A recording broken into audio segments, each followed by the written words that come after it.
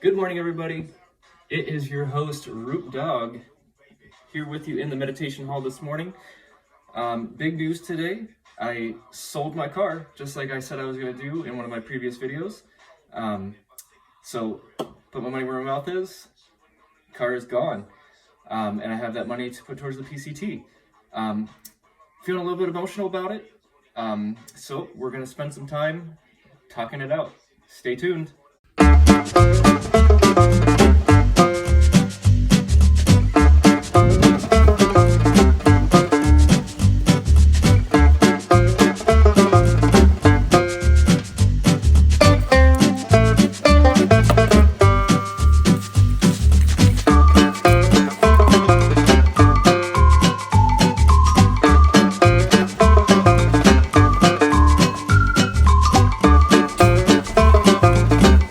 Thanks for tuning in, everybody. This is Rup Dogg here with you.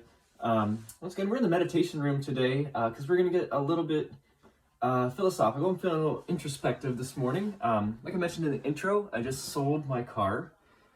So it kind of feels like it's the end of an era for me. Just give you all a little recap. If you didn't watch the first introduction video to my channel, I recommend you do that. But just a quick synopsis. I am a recovering alcoholic. In the course of the past 10 years, I've gotten 4 DUIs. Thankfully, I haven't had a drink in a little over 14 months now. And however, I am dealing with the consequences of my past life. So I had my driver's license revoked permanently, which means in 10 years they would consider giving it back to me.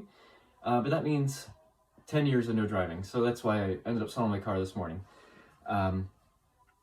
So yeah, it's a little bit bittersweet. I say it's like the end of an era because I used to love to do road trips. Like my 20s were punctuated by road trips. I've driven across the country 3 times. I've driven up and down the East Coast and the West Coast. Yeah, I used to drive everywhere. I used to drive 1 mile to work every day. I was super car dependent, and now that I've officially let all that go, while it does logically feel really good, it still feels a little sad. But we're gonna get into why I shouldn't be sad. We're gonna talk a little bit more in depth about the finances of not having a car, how much money you can save, and talk a little bit about the freedom that this imparts. Yeah, I'll be right back with the financial analysis of this. Give me about 30 seconds, and we will get into it. Thank you for staying tuned. I've taken the liberty of writing out some of the expenses that a typical person would have through the year with a car. And this is just for a basic car. I had a Dodge Caliber. It was literally like the most practical car you could ever imagine. Like if you looked up car in the dictionary, there'd probably be a picture of the Dodge Caliber next to it. It is honestly the most generic car in the world. It was a great car, don't get me wrong.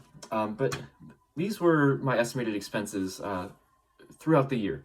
So I had a little list here, and this is just the basics. So number 1, registration. So of course you got to have your car registered. It's the law. And here in Oregon, that's going to cost you about $150 a year. We only have to do it every 2 years. But yeah, that's your breakdown. $150 a year for a car similar to mine. If you have a larger vehicle, like a pickup truck, your registration is more. And that's in most states in the country, especially, say, for example, California. Where you have to do your registration every year, and it's based on the weight of your vehicle. Registration gets incredibly expensive. My car in California would have been probably about $400 or $500 to register for 1 year. And if you have a big truck or something, it costs you even more than that. So registration is a huge expense and is legally required. So you can save yourself a ton of money just right there. Second, insurance. With my driving record, my age, and being a male, I was paying about $1,200 a year for insurance. So I've got that I'm going to be saving. Again, legally required. That's an expense that you can't get out of. Gas.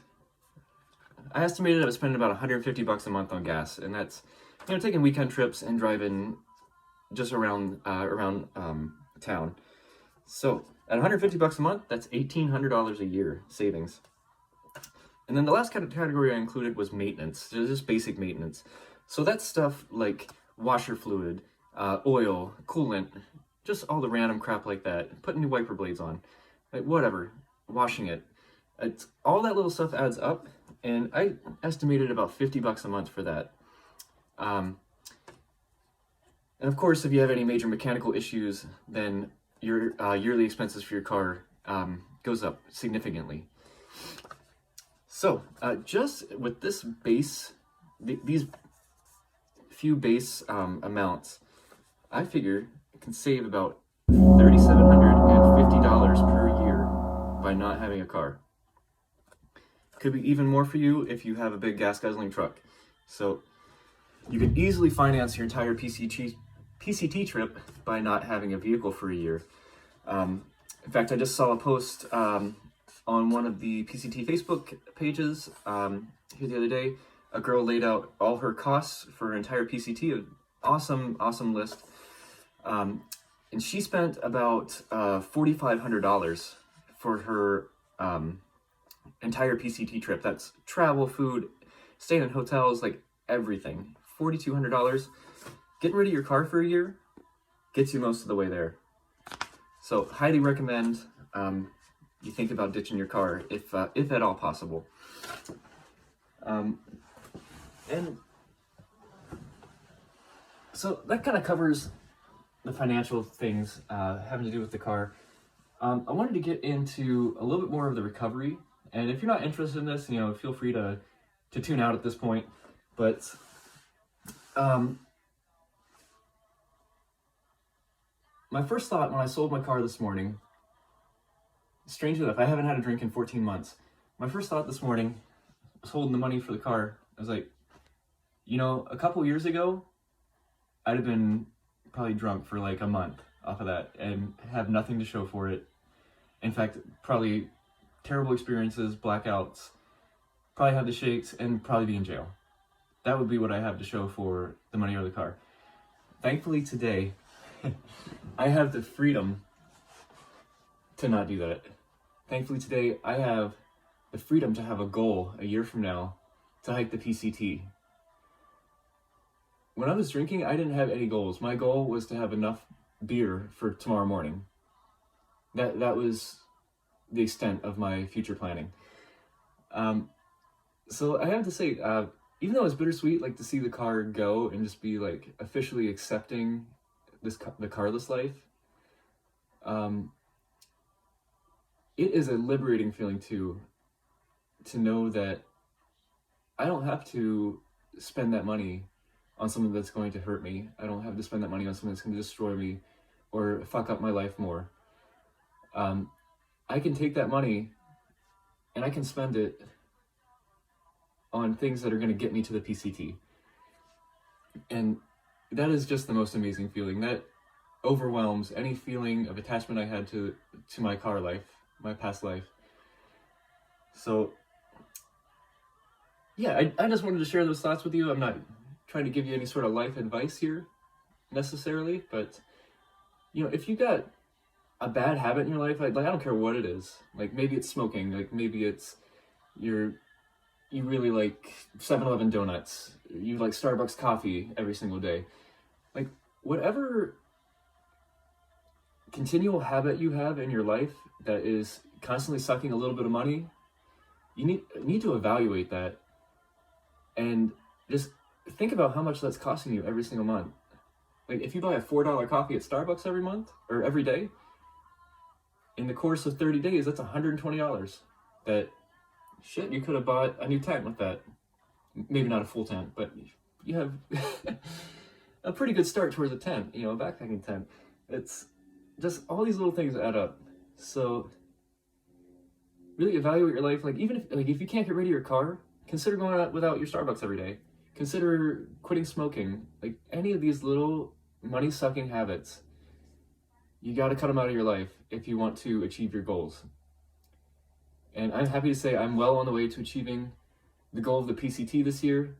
Coming up in future episodes, I'm going to show you how I use the money from my car to buy backpacking gear. We're going to have lots of new reviews coming up. I just purchased MSR Mesh House tent. I'm going to have a review on that coming up next week. Going to be looking at purchasing the Garmin InReach. Have a review on that. And not necessarily related to the PCT, but if you're interested in bike packing, I am going to consider using some of that money towards an electric bike so I can get out on good bikepacking adventures this summer and test out all my new gear and bring you more reviews. So stay tuned for plenty more. Save money, stay goal focused. If you want to get to the PCT, you can do it. It's right there. Anybody can do it. If I can do it, you can do it. Just got to stay focused.